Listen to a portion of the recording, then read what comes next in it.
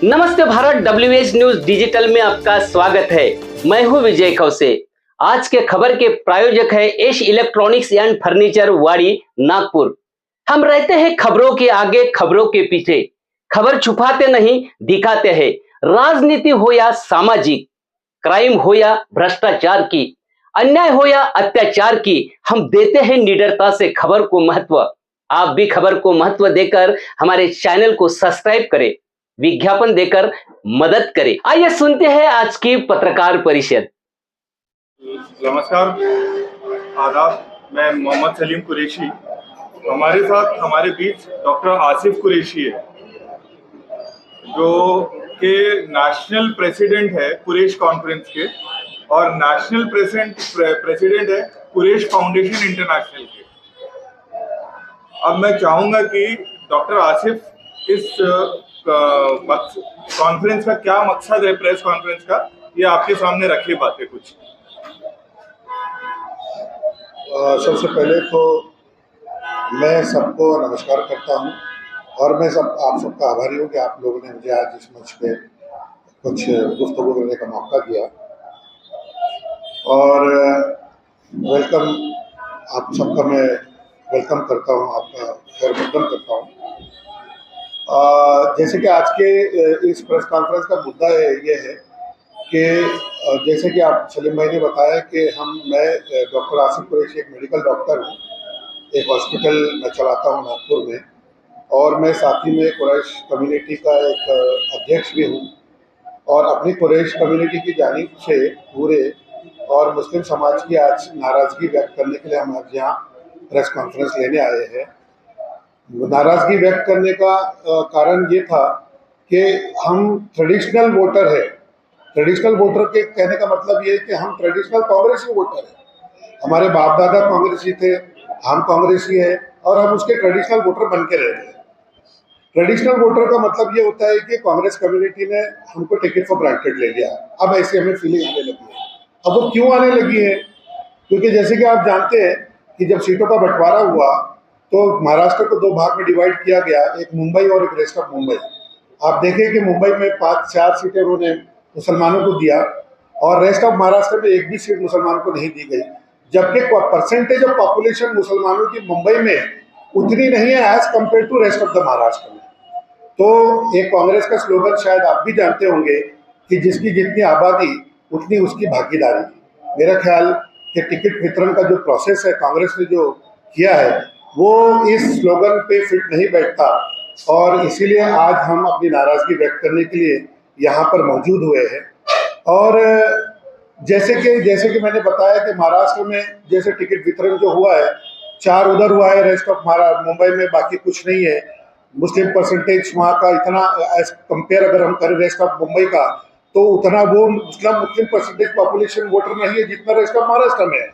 वैसे ही अगर नागपुर का हम स्टडी करें तो जैसे कि आप लोग भी जानते होंगे कि नागपुर में जो मैक्सिमम जो मुस्लिम वोटर है वो सेंट्रल नागपुर में है, और भी दिगर एरिया है, उत्तर है, पश्चिम, नॉर्थ, ईस्ट, साउथ, वेस्ट, कहीं ना कहीं कुछ ना कुछ परसेंटेज मुसलमानों के है। अब आप एक अपकमिंग उत्तर महाराष्ट्र अगर आप देखे जाएंगे तो उत्तर महाराष्ट्र में भी काफ़ी तेजी से मुसलमान वोटर बढ़ता जा रहा है, लेकिन अक्सरियत जिसको बोलते हैं जिसको मैक्सिमम जो वोटर है वो सेंट्रल नागपुर से। तो हमारी एक उम्मीद थी काफ़ी दिन से कांग्रेस पार्टी की, क्योंकि हम ट्रेडिशनल वोटर है और मुसलमानों की ये उम्मीद थी कांग्रेस से कि इस बार हमें एक एटलीस्ट हमारे कोई मुसलमान कैंडिडेट को एक टिकट मिलती, तो शायद हम ये सोचते कि नहीं, जो कांग्रेस ने स्लोगन बनाया है कि जिसकी जितनी आबादी उसकी उतनी भागीदारी, तो हमें भी सेटिस्फेक्शन मिलता और हम आगे चल के भी कांग्रेसी तो है, रहेंगे, लेकिन नाराज़गी हमारी है। एक आपके घर में एक आपका परिवार होता है, उसमें एक बाप होता है, उसके बेटे होते हैं, उसका परिवार होता है। कहीं अगर बाप की नाराज़गी हो गई तो उसमें ऑटोमेटिकली पूरा परिवार नाराज़ हो जाता है। अब नाराज़गी का जो रिएक्शन है वो अलग अलग तरीके से तो समाज में देखने को मिलता है। दूसरी बात ये है कि हमने ये भी एक प्रावधान रखा था कि कुछ अगर सपोज मुसलमान अगर कहीं एक पर्टिकुलर एरिया में जहाँ उसकी मौजूदगी अक्सरियत है, जहाँ उसकी पॉपुलेशन ज़्यादा है, वहाँ अगर वो एक्सपेक्ट कर रहा था कांग्रेस पार्टी से कि हमारा एक मुसलमान कैंडिडेट होना चाहिए था, अगर वहाँ नहीं मिला तो उसका रिफ्लेक्शन दूसरे एरिया में भी पड़ेगा, ये मैं कहना चाहता हूँ पूरे नागपुर में, क्योंकि सब जगह मुसलमान है, सबकी एक्सपेक्टेशन थी। नॉर्थ में भी पड़ेगा, साउथ में भी पड़ेगा, ईस्ट में भी पड़ेगा, वेस्ट में भी पड़ेगा। ऐसा नहीं कि नागपुर, हम सेंट्रल नागपुर की मांग करें तो सेंट्रल नागपुर में ही पड़ेगा, ये इसका असर सब जगह दिखने मिलेगा। मतलब मैं ये नहीं कह रहा हूँ कि हम उस रोड पे और सड़क पे उतर के एहतजाज करेंगे या फिर हम एंटी कांग्रेस काम करेंगे या एंटी कांग्रेस स्लोगन देंगे, लेकिन हम नाराज जरूर रहेंगे। हमारी नाराजगी का अलग अलग तरीका हो सकता है व्यक्त करने का, हम खामोश भी रह सकते हैं, हमारी खामोशी को भी एक नाराजगी की तरह दर्ज किया जा सकता है। तो अभी मुझे लगता है कि जितने भी जो भी कांग्रेस ने जो स्क्रीनिंग कमेटी में जिनको नियुक्ति की थी, तो शायद मेरे को ऐसा लगता है कि ये मेरा अपना कहना है कि जो स्क्रीनिंग कमेटी है, कहीं स्क्रीनिंग कमेटी से शायद नजरअंदाजी हुई होंगी। तो मेरा एक सरकार को फिर से निवेदन है, क्योंकि हिस्ट्री रिपीट इटसेल्फ, सरकार भी कांग्रेस पार्टी को एक निवेदन है, क्योंकि एक आपने देखा है कि हिस्ट्री रिपीट इटसेल्फ, कई बार इतिहास में ऐसा भी हुआ है। अभी रामटेक की भी बात मैं अभी नाजिम भाई से सुन रहा था, तो आखिरी वक्तों में भी टिकट का बदलाव हुआ है, डिपेंडिंग अपॉन द फीडबैक, बोलते ना ग्राउंड लेवल की जो फीडबैक आता है। क्योंकि जो स्क्रीनिंग कमेटी में लोग बैठते हैं तो बहुत बार वो ज़मीनी हकीकत से महरूम रहते हैं, लेकिन ज़मीनी हकीकत कुछ और कहती है और ऊपर में कुछ और कभी कभी इंफॉर्मेशन पहुंचती है कि मुझे ये बातों से बहुत मुझे लगता है कि मुस्लिम समाज बहुत हर्ट हुआ है, स्पेशली जो कुरैश कम्युनिटी के नुमाइंदे हैं और भी मुसलमानों की तरफ। और मुझे ऐसा अंदाज़ा हो रहा है, हमारी खबरें ऐसी चल रही है कि ये तो एक शुरुआत है, शायद आने वाले दिनों में और कोई सड़कों पर उतर के कुछ प्रोसेशन होंगे या एहतजाज लोग करेंगे कि ये गलत हुआ है करके। अपना अपना तरीका है, जैसे मैंने बताया कि अपना अपना तरीका है ये लोगों को अपना ये करने का कि भाई नाराज़गी व्यक्त करने का कि। और मैं मुझे शायद पता नहीं कि इस बात पे से एक शेर याद आता है कि और मैं इस वास्ते चुप हूँ कि तमाशा न बने, और मैं इस बात से चुप हूँ कि तमाशा न बने, वो समझते हैं कि मुझसे तुझसे कोई गिला ही नहीं। तो अब मेरी एक बात खत्म ये करता हूँ, मैं ज़्यादा लंबी बात ना करते हुए, क्योंकि मेरे साथ बहुत अच्छे मेरे समाज से, मेरे मुस्लिम ओबीसी समाज से जुड़े हुए लोग हैं, वो भी बैठे हैं, वो भी थोड़ा सा अपना बाइट देना चाहेंगे कि मेरी अभी भी जो पावर में जो लोग हैं, अभी भी जो कांग्रेस पार्टी के आला कमांड है, वो अभी भी उनसे मेरी दरख्वास्त है कि अभी भी कुछ नहीं बिगड़ा। जैसे कि मैंने पहले भी कहा है कि हिस्ट्री रिपीट इटसेल्फ, इतिहास गवाह है कि अहम वक्तों में भी, आखिरी वक्तों में भी टिकट का बंटवारा होने के बाद भी टिकटों का बदलाव हुआ है। तो मैं चाहता हूं कि कोई आप इंटेलेक्चुअल जो है, अब यहाँ से किसी मुस्लिम समाज तो पूरा हताश हुआ ही है। मुस्लिम समाज का इंटेलेक्चुअल तबका, एक इंटेलेक्चुअल जो 1000 लोगों को प्रभावित करता है, ये मुस्लिम इंटेलेक्चुअल तबका भी काफी प्रभावित हुआ है। तो हमारा यही भी मांग है कि आपको अगर कोई भी अहले गहरे नत्थु खेरे को टिकट नहीं देना है, तो आप कोई ऐसा इंटेलेक्चुअल आइडेंटिफाई कर लीजिए जो इंटेलेक्चुअल भी है, जिसकी कॉस्मोपॉलिटन इमेज भी है, जो बहुत चाहता भी है और कोई पॉपुलर भी है। तो ऐसा कोई ना कोई तो आपको मिल ही जाएगा। तो वो भी सरकार ने उसको भी नजरअंदाज, मतलब कांग्रेस पार्टी के आला कमांड ने उसको भी नजरअंदाज किया। तो कहने का मतलब ये है कि आखिरी में यही बोल के मैं अपने 2 शब्द समाप्त करता हूँ कि अब भी वक्त नहीं बिगड़ा। अगर हो सकता है कि आपसे जो नजरअंदाजी हुई होगी, अभी भी वक्त है कि अभी भी आप उसको रेक्टिफाई करके एक हमारी बात सुन के हमारी बात को एक अमली जामा पहना सकते हैं। और अगर ऐसा हुआ तो शायद हो सकता है जो नाराज मुसलमान वोटर है वो फिर से आपसे खुश हो जाएगा, और हम ट्रेडिशनल वोटर रहेंगे, लेकिन हो सकता है कि हम चुप्पी साध लें। हम नॉन इनवाइटेड वोटर्स है करके वो कैसे? हाँ, ट्रेडिशनल वोटर्स है। क्यों बोले आपने ये कि आपको कांग्रेस इनवाइट किया कि आप हमारे वोटर बोलो? नहीं साहब आपके सवाल को मैं पूरा, डॉक्टर साहब मैं माफ कर दे, आपने एक सवाल बोल के कि आप इनवाइटेड वोटर नहीं है, अनइनवाइटेड वोटर है, तो साहब आपने हमारी पूरे इतिहास को जलील कर दिया। सुनिए इस देश को आजादी दिलाने में मुसलमानों का कंधे से कंधा मिला के हाथ है। और आजादी दिलाई कांग्रेस ने, कांग्रेस थी, कोई उस समय कोई पार्टी नहीं थी, मुस्लिम लीग थी। मुस्लिम लीग को हमने धुतकारा है, मुस्लिम लीग को तो हमने इतना तंग कर दिया कि हमने केरला में उसको सीमित कर दिया। वही तो अपनी हक की पार्टी नहीं, कहने का मतलब है, कहने का मतलब ये, वही तो, आप हमारी आवाज है, हमारा माध्यम है, हमारी अगर नाराजगी होंगी तो हम आपके माध्यम से ही देंगे ना। दूसरी बात है, आपका मैं जो सवाल है ना कि non invited voter, please correct your sentence. What we have used the sentence, we are the traditional voter, हम खानदानी वोटर है। हमारी साथ पूछते कांग्रेस को वोट देते हुए आज़ादी के समय से, आज़ादी के पहले भी, जब आज़ादी के पहले जब जंगें हुई है आज़ादी की, तो 70,000 उलेमाओं को झाड़ों पे लटका के शहीद कर दिया गया। तो अब इसी उस तरीके से तो हम तो आज़ादी की पार्टी से जुड़े हुए हैं ना। बताइए क्यों कहा था? आप उसी कांग्रेस पार्टी को यहाँ गए थे, हम लोगों को प्रचोदन दे रहे थे, उसी लोगों को कांग्रेस पार्टी प्रचोदन नहीं दे रही है। तो मेरा ये कहना है कि आपको तो बुलाया नहीं था, या आपको किसको बुलाने नहीं थे? मतलब ये है कि आपने अपनी वोटों की शक्ति नहीं जानी ना। नहीं, आपने अपने वोटों की शक्ति देखिए साहब, आप क्या कर रहे हो? आप अगर यदि आप अपनी पावर दिखा देते भैया मुस्लिम वोटर इतना है, तो आपको जरूर को इन्वाइट करती और आपको रिस्पेक्ट करती, आपको देना चाहिए। वही तो हम करने आए हैं साहब। आपने अभी साहब ने बड़े अच्छे सवाल पूछ के हमारी आंखें खोल दी है, बहुत बहुत शुक्रिया आपका। आपने आपकी भी पार्टी है, एमआईएम पार्टी है, नहीं, हमको देखिए पहले तो मैं ये कहना, नहीं, हमको कम्युनल पार्टी से कोई हमें एमआईएम से कुछ लेना देना नहीं है, और मैं नहीं मानता कि मुसलमानों की पार्टी की कोई। मान लो अभी मध्य नागपुर का मैं सवाल करूंगा, मध्य नागपुर में जो है कांग्रेस ने वहाँ पर टिकट दी नहीं मुस्लिमों को, जिन्होंने भी टिकट दिए होंगे आप उनके पीछे खड़े रहेंगे?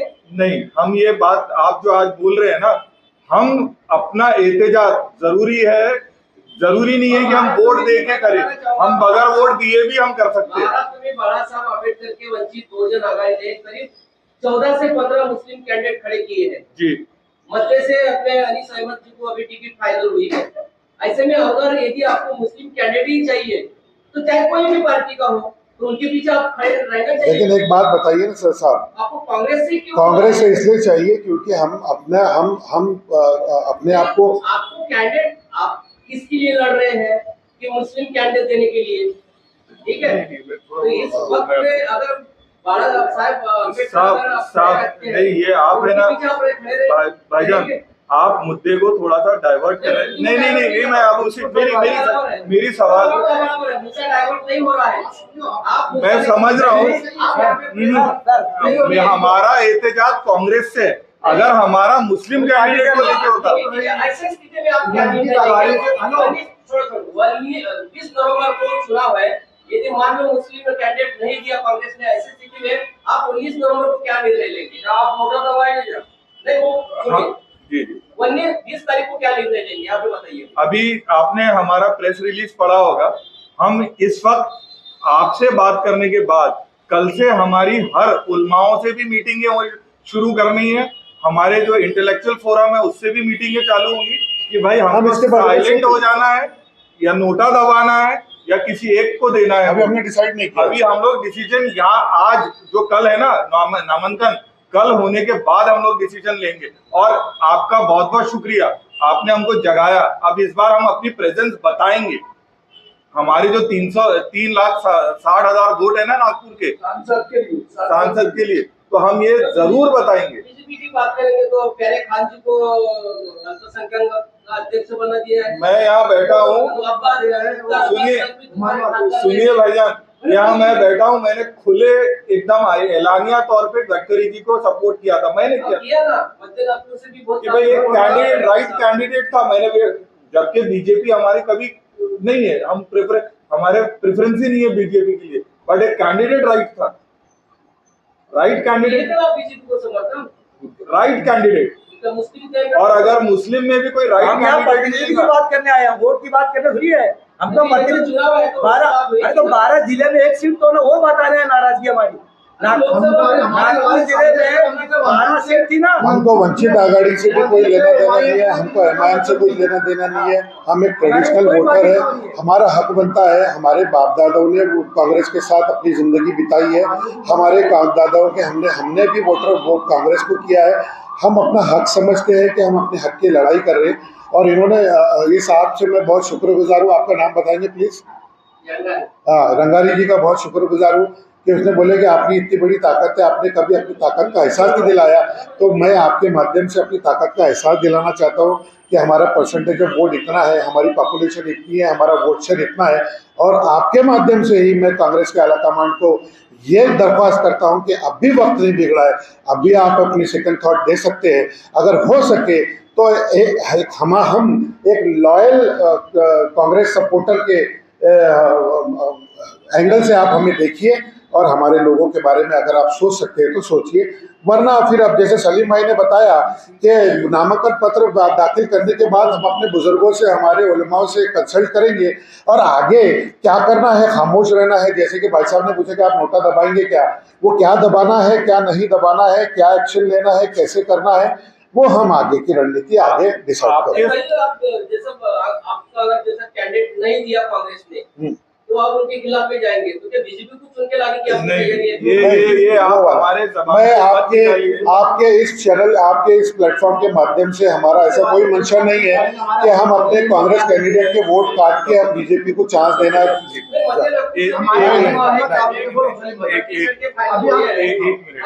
आपने सुन लीजिए, कैंडिडेट नहीं मुस्लिम कैंडिडेट दिया तो क्या बीजेपी को सुन लीजिए, आज हम आपके सामने आए हैं तो हमने कहीं ना कहीं हमारी नाराजगी होंगी। भाई हम कोई पॉलिटिकल फिगर नहीं है ना, ये कोई पॉलिटिक्स में है, हम एक सामाजिक है, हमारी एनजीओ है। अल्हम्दुलिल्लाह हम बहुत स्ट्रॉन्ग एनजीओ है। हम पिछले 10 साल से सामूहिक विवाह का आयोजन करते हुए आए, बहुत सारे हमारे सामाजिक हमारे बारे में डिटेल निकालिए, आपको खुद ही समझ में आ जाएगा। आज हमारे पीछे नागपुर का 70,000 कुरैशी खड़ा है, 70,000, एक नहीं दो नहीं 70,000 खड़ा है। और आज हम आपके सामने अगर बैठे हैं तो हम कहीं ना कहीं अपनी नाराजगी व्यक्त करने के लिए बैठे हैं। कल हम क्या बैठेंगे, कल फिर से हम कौन सी प्रेस कॉन्फ्रेंस लेंगे? भाई कल तक का हमने आपसे क्या बोला कि कल तक का टाइम है, कांग्रेस आला कमान को डिसीजन को अपने दुरुस्त करने का कल तक का टाइम है। हमने सभी को दिया, महाराष्ट्र सेंट्रल कमेटी को भी दिया है और लोकल स्क्रीनिंग कमेटी को भी, महाराष्ट्र दिया, सबको डेपुटेशन दिया। नाना पटोले जी, रमेश सिन्नीतेला साहब को, आपके नितिन राउत साहब को, बाला साहब थोराट जी को, राहुल गांधी को, केसी वेणुगोपाल जी को, सबको दिया है। सॉरी, तो अल्हम्दुलिल्लाह यहाँ पे जो बैठे हैं ये आपको वन ऑफ द क्रीम बैठा है, इंटेलेक्चुअल, और हम यहाँ से अब फैसले लेंगे, प्रेस कॉन्फ्रेंस लेंगे और हमारी रणनीति 20 दिन है हमारे पास। अभी 20 दिन में हमारी रणनीति क्या क्या बदलेगी। जैसे कि आपको मालूम है कि आप पत्रकारिता में एक जमाना हो गया है, आपको रणनीतियां तो 24 घंटे में भी बदलती है, तो ये तो आप इसकी बेफिक्र। और आपको एक और बात खुलासा कर दूं, यहाँ पे कोई भी पैसों के लिए नहीं बैठा है कि हम प्रेशर डालेंगे तो हमारे को इतना पैसा मिल जाएगा। सुन लीजिए, ये एक बात नहीं है भाई, आपके माध्यम से मैं हम मैसेज देना चाहते, हमारा समाज को एक प्रति, हमारे समाज के साथ अभी क्या हुआ है रिसेंटली, सबसे पहले गौवंश, और हम अछूते लोग हैं, हमारे को खुद कांग्रेसी साथ में बिठाने को डरते हैं, हमारा वोट उनको चाहिए। एक कुरैशी समाज का अपने साथ 20 वोट लेके आता है, कुरैशी समाज का एक भी नुमाइंदा है, एक भी बच्चा है तो अपने साथ, क्योंकि वो जो दुकान में उसके साथ जो और लोग आते हैं ना गिराक, हर किसी को कन्विंस करता है, बाजार में जब वो जाता है तो हर किसी को कन्विंस करता है। तो कुरैशी समाज का जो वोटर है कोई मामूली वो नहीं है, उसका कन्विंसिंग पावर बहुत स्ट्रांग है। किसानों के साथ उसका इंटरेक्शन है, उसका जो मांस का जो खरीदार है उसके साथ उसका इंटरेक्शन है। आप उस इंटरेक्शन की वैल्यू को समझ ही नहीं रहे। मेरा एक सादा सवाल है, आपसे समाज से जुड़ा हुआ है। इसके पहले कई सालों से कांग्रेस ये मुस्लिम वोटों का ये उपयोग करती आ रही है, शोषण करती आ रही है, वे वोट बैंक रहा है मुस्लिम। तो ये कांग्रेस जो है ये आप लोगों को लाइफ सीट वोट के लिए करती है, उम्मीदवार के लिए नहीं। अभी तो राजनीति बहुत ही खराब है कांग्रेस की और बीजेपी की। ये समझिए कि बीजेपी के दबाव में कांग्रेस काम कर रही है, इसलिए मुस्लिमों को उन्होंने उम्मीदवारी भी दी है। तो बाबा साहब आम्बेडकर ने बहुत अच्छा काम किया है कि 14 से 15 सीट एक आप लोग संविधान को मानते हैं, बाबा साहब को मानते हैं, इसीलिए वो सीट दिया गया। आप लोगों की नाक ऊंची रखा है बाबा साहब आम्बेडकर ने। तो ये चाहिए कि कांग्रेस को सबक सिखाना है तो बाबा साहब आम्बेडकर की सीट चुन के लाइए। अनिस अहमद को जो सीट मिली है मध्य नागपुर की, उनका नाक ऊंचा कीजिए और चुन के लाइए, तब आप लोगों की इज्जत और बढ़ेगी और कांग्रेस की नाक कट जाएगी। कांग्रेस की नाक कटने के लिए, बीजेपी की नाक काटने के लिए आपको बहुत अच्छा सुनहरा मौका मिला हुआ है। आप मत खोइए सर, ये मैं आप लोगों का सवाल का जवाब है। देखिए सर, आपने बात तो बहुत मुद्दे की जब जब बाबा साहब की बात होंगी तो हमेशा हक की बात होगी। जब जब बाबा साहब की बात होंगी तो वो मुसलमान हो या कोई भी हो, वो अपने हक के लिए जागरूक हो जाएगा। मुसलमानों का जो अभी तक जो शोषण हुआ, आप जो कह रहे हैं या मैं कह रहा हूँ कि शोषण हुआ, हमको एक पॉलिटिकल वोट पॉकेट माना गया है। अब ये पॉकेट तो मैंने दे दिया वो, मगर मैं मेरे बेटे को नहीं बोलूंगा या मेरे औलाद को नहीं बोलूंगा कि भाई तू, अब मैं उसको जागरूक करूंगा कि भाई you are free to take your own decision. अभी तक अगर मैंने किसी को बोला कि ये कांग्रेस को वोट देना है तो मेरी माँ भी उसी को देंगी, मेरे बाप भी उसी को देगा, मेरा बच्चा भी उसी को देगा। मगर अभी आज जो आपके साथ बैठे हैं हम लोग, तो हम लोग कुछ विचार करने के लिए बैठे हैं और आने वाले 10 से 20 दिन में हमारे जो विचार बदलेंगे, आपको ये आगाह करने के लिए कि हमारे विचार बदलेंगे। और अनीस अहमद भी बहुत अच्छे कैंडिडेट है और प्रकाश आंबेडकर साहब तो उनके बारे में हम मतलब एक सूरज को दिया दिखाने वाली बात है, वो तो बाबा साहब के पौत्र है, हम उनके बारे में कैसे बात कर सकते। बाबा साहब आज जो प्रेस कॉन्फ्रेंस दी है और जो आपकी कांग्रेस से नाराजगी तो आप ये कांग्रेस को संदेश देना चाह रहे हैं प्रेस कॉन्फ्रेंस की वजह से, या मतलब उसको चेतावनी दे? नहीं, संदेश देना चाह रहे हैं। एक संदेश है हमारा और संदेश रहेगा, आज भी रहेगा, कल भी रहेगा।